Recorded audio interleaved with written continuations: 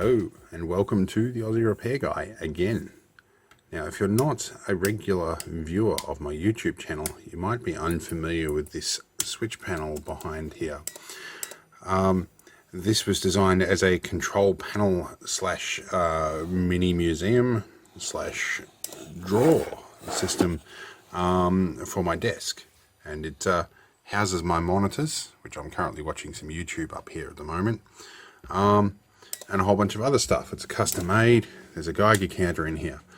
But the keen among you who have watched my channels would probably know that not all these controls are connected yet. And that's something that's been sitting, waiting to happen for a few months. Now finally, with my apprentice going back to her education regime, has given me a little bit of time to actually wire up a few more things in here. In particular, these auxiliary switches are not yet connected to anything. My NBN modem, battery and power control are not engaged at all. The relay bank that I'd planned to connect to the inbuilt Arduino in here is still not connected. All these 4 buttons are connected. They all run my input and outlet fans and all that, all my lights and my different lighting phases. I've even got low light, which is sort of like an ultraviolet blue almost. There's a reason for that. So all of those ones work. These, the console meter blackout, auxiliary 1 and 2, none of them are connected yet. Geiger counter that's on its own rack, which you can probably see the rack actually connects into these little bits here. So that comes out very easily. Headphone bypass is working. The battery meter and current is working, but I do want to isolate that for the night time where I don't want bright blinding lights in my face all night, because I sleep not far from this panel. So yeah, we want to get some of that sorted out today. The main problem I've got is the power supply here. Because of a UPS I have connected in the rest of the house that runs off the same house battery, which is a big 130 amp hour lead acid battery. It shares a common ground with mains earth, which I'm keen to fix at a later date. What it does mean is I can't use my main soldering iron for a couple of the connections here. That's why I want to hook up this console power switch here. If I can have that disconnect the ground from all of this, I can push that one switch, pull it out, and I can solder stuff with my desk soldering iron, which is much better than my gas one. It tends to melt wires a lot less because there's no fancy gas vent out the side. So also at some point I want to hook up an ultraviolet light in here to make some of this uranium glass and the 30-year-old tritium tubes I've got in there glow. Anyway, so let's get on with pulling this out, and we'll talk a bit more about it while I'm doing that. Right, so now we have the screws out. This can come out. While I'm here, this is an old dust particle meter from an aircraft that I've absconded with. I've had it since childhood. I used to use it for doing temperature and wind speed. But now I've converted it to a radioactive particle detector. And I'm using the word particle very creatively there. So on this rack in here that you can see, that you'll see on some of my previous videos, the design of that. I have the primary battery supply for the Geiger counter in here is 2 AA batteries. But the secondary supply, which runs all of this, comes straight off the 12 volts. And there's a regulator here to bring it down to about 9 volts. That's an LM7809. And I've got my capacitor circuit and everything here, the buffering circuit to supply that. And this is the relay that I'm using. Let's bring this down a little bit.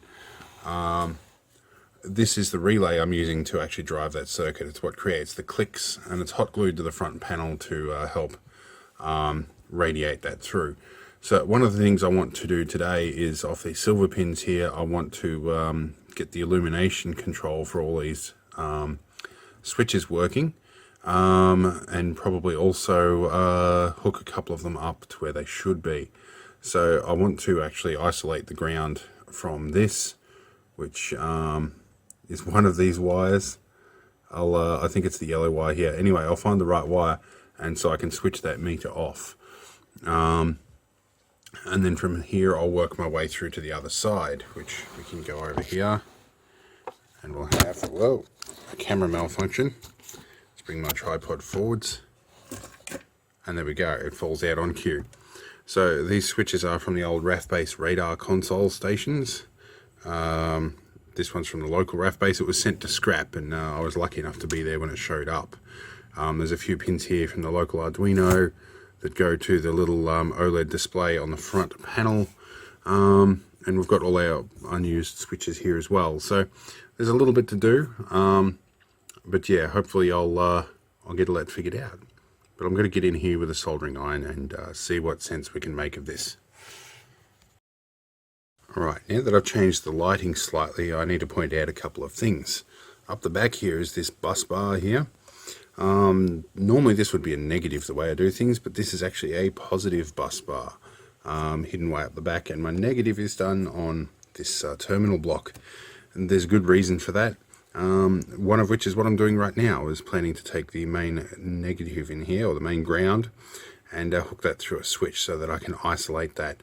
I knew when I built this that I had grounding problems, and so being able to isolate the ground makes everything else safe to work with a soldering iron. So we need to chop this wire and run it through one of the switches all the way over here in this board here. So let's get cracking with that. I'm going to get my gas iron out for this one. Right, we have my gas iron here. This is one of two of these I've got. These were Aldi specials. This one's probably the better of the two in the way that mechanism works. The other one you need about 3 hands to lock it into continuous mode. Now while it's warming up, we'll have a look at these switches. Now the way these switches work, these two silver pins drive the rear illumination light, and these two pins are two separate sets of contacts, so it's more like a double pole switch, and it's a push on, push off.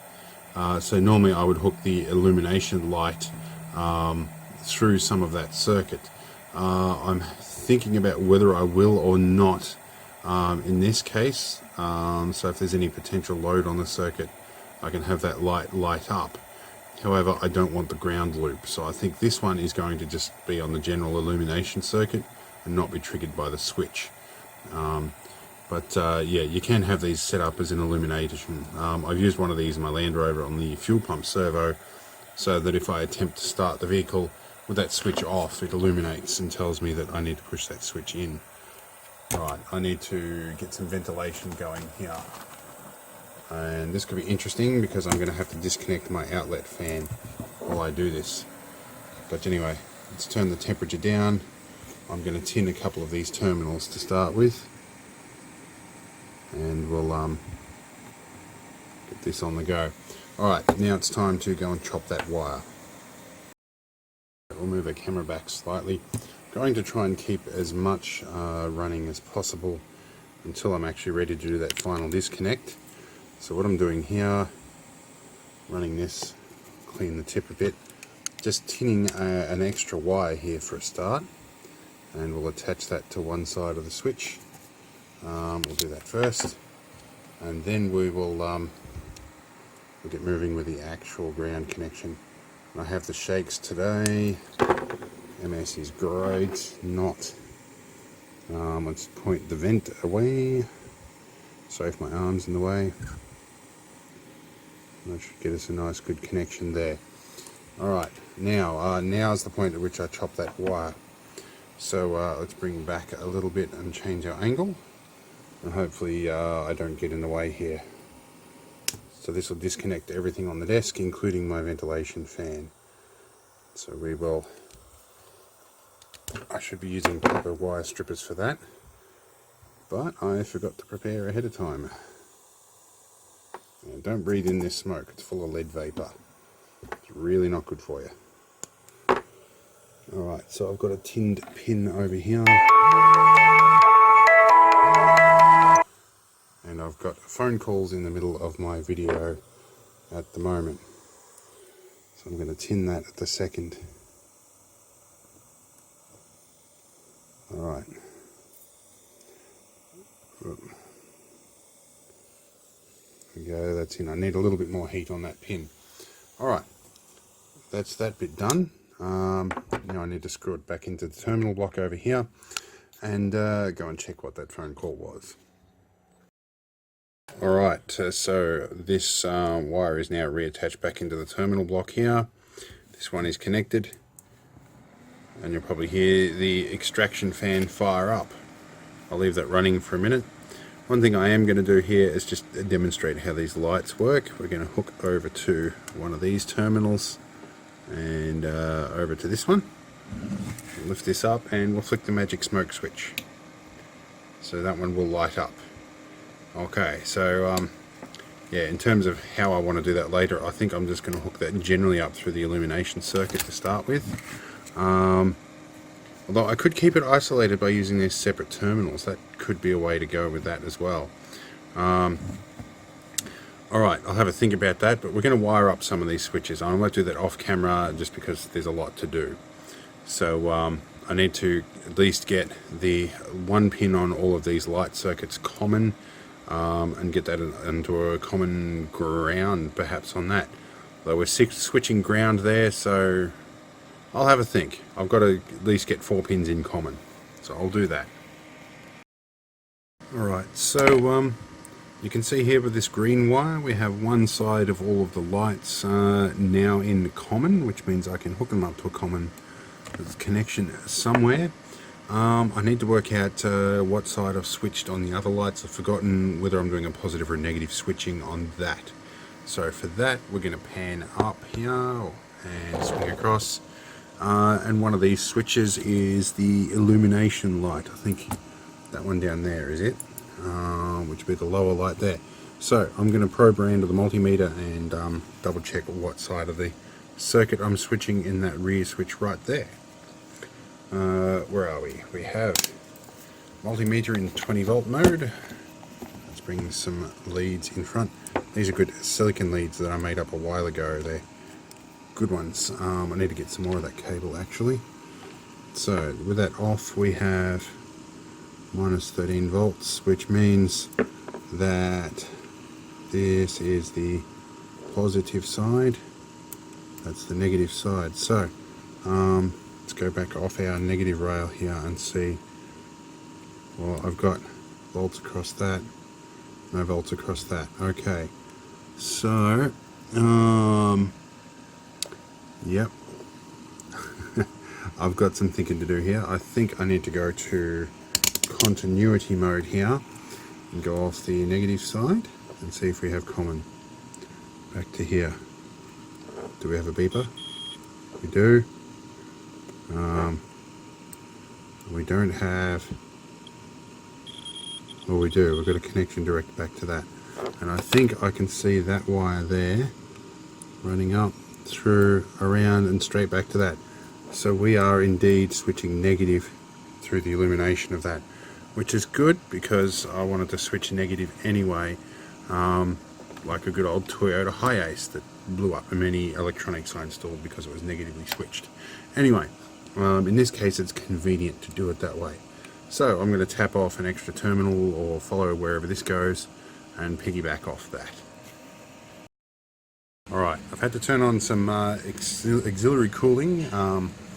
It's getting warm in here and the symptoms of the EMS are flaring up. Anyway, so sorry about the fan noise.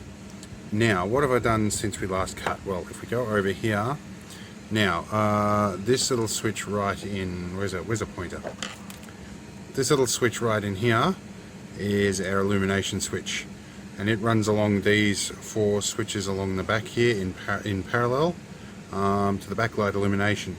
Rather than piggyback directly off that switch, I've piggybacked where all the other lights piggybacked off on this big messy join right in here. Now, when I put my mains iron on that, I had a little short out and blew a fuse on the 12 volt side. I realise now I really need to have isolated the positive side instead of the negative. Bit of an oversight. I'll figure it out later. For the moment, I just use the gas iron.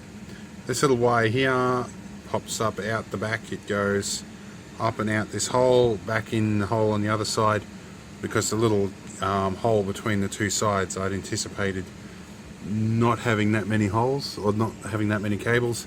It's now full. I've had to go through the back. So it comes in through the side, then it comes out and around through down this one and onto the common bus of these lights. Haven't tested this yet. So let's mount this loosely back in its slot here, and we'll turn on the illumination switch here. So let's come back and go illumination. Alright, well, okay, let's just, showing 1.3 amps there. Let's turn off my extra lights here for a bit. We're showing 0 amps. How much does our illumination pull? Not enough to show up on that, but all the lights come up, which is nice. I've put them all on the common bus, mostly because at this stage I haven't quite got the energy or the thought as to figure out exactly how I'm going to do that. I don't know if I want them on or off or however. For the moment though, I can hit the illumination button and I can see all the buttons in the dark. Particularly if the power's out, that's handy because this whole bank runs off the house battery and not the mains battery. So I might not have main house lights if in the worst case scenario here. And the power does go out significantly often here. Alright, so now that we have our illumination lights working, I need to hook up my meter blackout switch. So this one needs to black out this meter. So I'm going to find the hot wire for this one and run it through the meter blackout switch. Alright, so without looking at a diagram for this, I'm pretty sure I remember what I did here. I've got our positive and negative through the built-in shunt, and then we have the trace wire here that comes off the 50 amp shunt that's round at the main fuse box. So I'm pretty sure if I chop this one, the meter should go out and I shouldn't have any major sparks or magic smoke. However, this is a bit front heavy because of that big meter, so we'll prop that up with some blue tack. So let's chop right in the middle of the heat shrink here. Ah, I guess not. Well, now I've got to put that back together again. Okay, well I'm just going to unplug that connection from the meter altogether for the moment, whilst we fix this. Alright, so clearly the other wire is what I need on there, the ground wire. I'm having a good bit of luck today. So I need to pop all this heat shrink off and rejoin that wire. Okay, so we have our wire connected again. Let's chop the black wire. This seems like a bit of guesswork. Should have really looked at the diagram. If this works right, this should just turn off. Yes, that's the wire we want. Oh, okay, so it's getting a little bit of feedback from the trace wire as well. So I guess I probably need to disconnect both of these wires. Well, luckily I've got a double pole switch. So let's connect the whole lot through that then.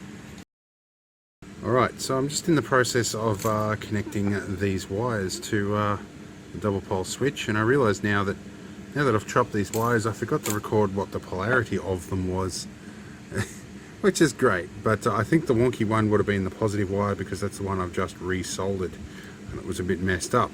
The nice clean join will be the original one. So yeah, which would have been the hot wire, which is marked with a stripe. That's normally how I do it. So I've hooked up through the double pole. The astute among you might notice that these switches are actually intended to make use of a socket. I do have a few sockets, but by no means enough to fit all of these up. And I don't really intend on reusing these. So anyway, let's get these hooked up. Now I'm going to turn the camera off for this little bit because if I get distracted here I could blow up everything and have to go back to square one. So I'm just going to check things carefully first. Thought you might like to sit in for the careful checking bit at least. Right, I'm pretty sure this one is a hot wire, so let's shove my little probe in there and check this one.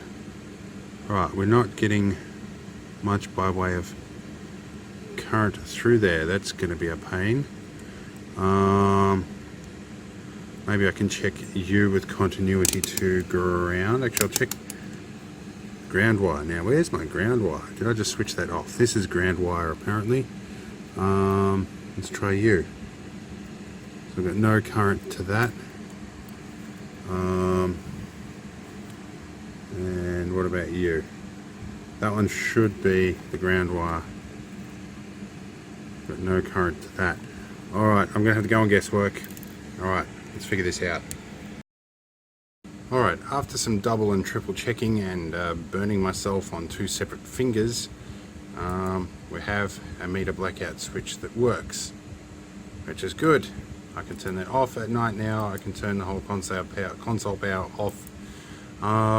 Crucially, it doesn't disconnect the overhead lights, and the reason for that is when I first instituted the lights, I originally had them all through these boxes, and I piggybacked straight off the back of these switches, which I've removed a couple of.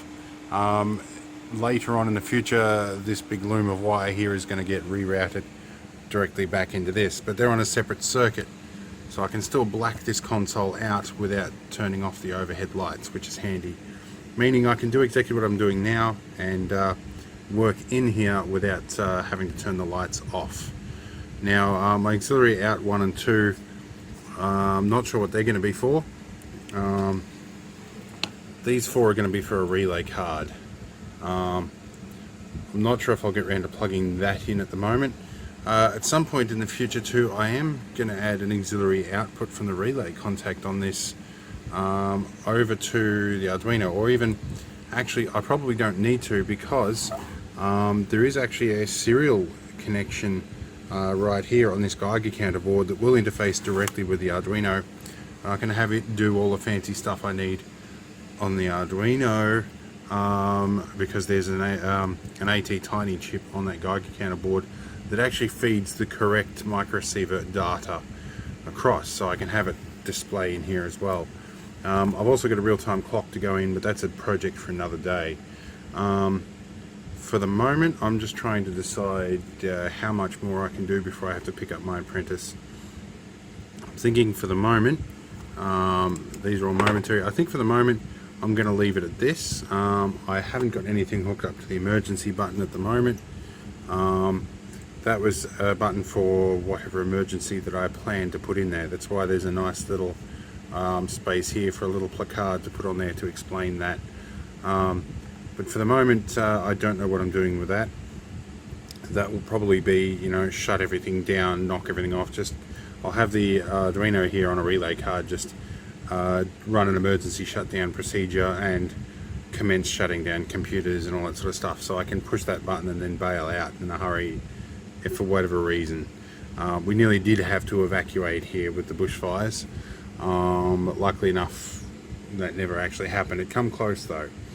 So in scenarios like that, that's where that button would be handy. Another idea perhaps is to have it initiate an automated backup and just start backing up valuable stuff to a cloud storage account before shutting the computer down. So yeah, if I do have to go in a hurry, I just whack that button and go, and all my data needs sorted out without me having to think about it. Yeah, but anyway, for now I think that's all I'm going to do with this. I'll do some more in another video. And yeah, but look, leave a comment if this sort of stuff interests you. I'm trying to get back to a little bit of the electronic content. I'm also thinking about putting a little bit of cooking on here, but I'll discuss that in another video. But anyway, let's get all this put back in the bay and go from there. I've got one panel just held in temporarily with 2 screws. I've had to drill a hole through the side here, or several, just to add some extra cable gangways, because this ground wire was a little short, which explains some of all the dust and crap that's all over here. It's MDF dust. Hoping not to have it that dirty. I'll blow it out of the Geiger counter here. But everything else pretty well goes in okay at this stage. I had threaded this lead through for future use, and not actually ended up using it. Now it's stuck in there. I can't pull it out without chopping the ends off, but nevertheless I'll probably use it for something in the future. Now on the bottom of this tray here, you'll actually notice that there's some notches in here.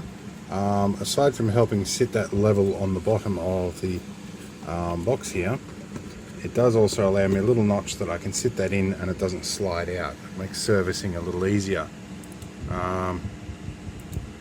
Oh, hang on, console power, meter blackout. There we go, I had the wrong one on. So if I do console power off and I run the Geiger counter, let's turn this fan off. You might be able to hear it beep. If I turn console power on, we get the actual side of this flashes, whereas without that we don't get the flash, because So that means console power is isolating. If I turn auxiliary comp on and all of this stuff, okay, illumination's not working now. That's interesting. I don't have illumination. Okay, so I've got to pull this apart again and find out why I don't have an illumination circuit now. Probably shorted something out. Yay.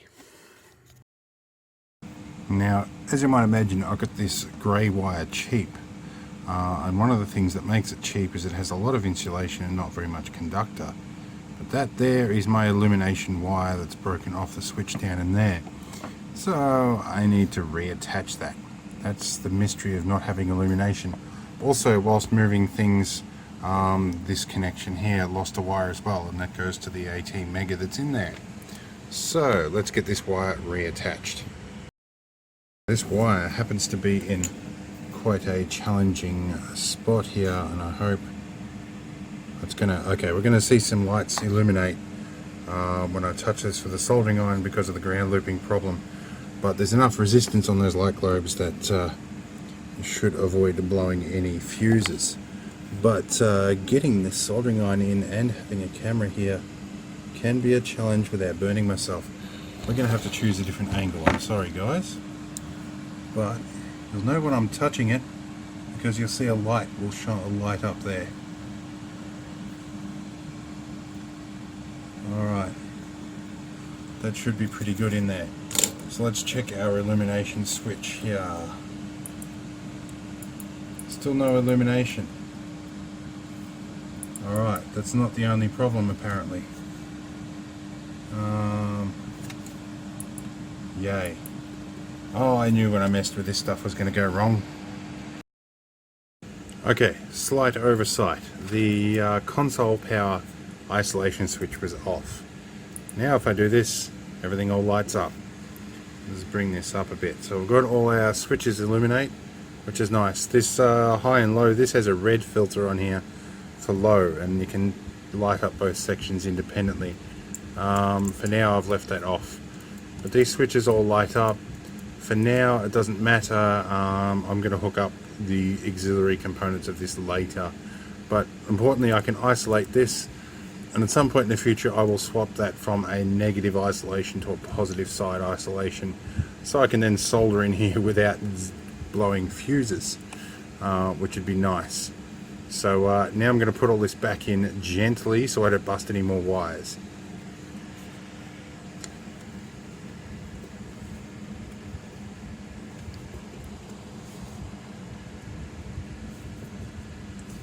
Right, I'm holding my tongue here. I've decided to leave the camera filming, but I thought I'd show you just how tricky these things can be to get back in again. I've put captive or threaded inserts in here, and I think I can get one of those in. Alright, where are we? Stay in there just gently. I need to magnetize my screwdriver a little more. If I was doing this with Robertson screws, this bit would be easy. Right, I think I've got a few threads from it in there. Alright, that should hold it up long enough for me to get the other screw in. Okay, we'll be back in a moment. Alright, so it's time for a systems check. Let's turn our, okay, so our meter blackout works, console power on, illumination on, our display area should stay on. Okay, fan in. I can hear fan out is running off to the side here. Desk lights work. Fan in. I can hear that. I don't know if you can hear it on the camera over everything else. Printer lights. My low power lights. My under desk lights. Right, looks like everything is working. Okay, so and we need to do Geiger counter test here too. We might do something special here for you.